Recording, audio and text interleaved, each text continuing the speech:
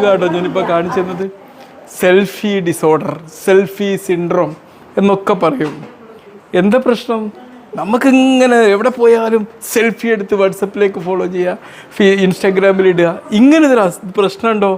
That is A mental disorder. Okay, ഇന്ന് കാണുന്ന ഒരു വലിയ മാനസിക രോഗമാണത്.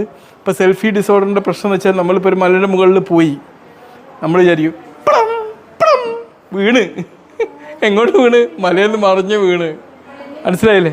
ഇനിയിപ്പോൾ നമുക്ക് ഒരു വണ്ടി ഇങ്ങനെ ഓടിച്ചുകൊണ്ടിരിക്കുമ്പോൾ സെൽഫി ഡിസോർഡർ ഉള്ള ഒരാൾക്ക് ഡ്രൈവ് ചെയ്തുകൊണ്ടിരിക്കുമ്പം തോണി ഒരു ഒരു സെൽഫി എടുക്കാൻ തോണി വീണ് കഴിഞ്ഞ്.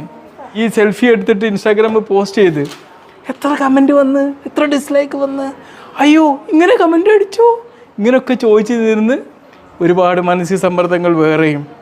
പിന്നെ ഉറക്കാവുന്നല്ലോ, രാത്രി കഴിഞ്ഞാൽ ഉറക്കല്ല. എൻ്റെ സെൽഫി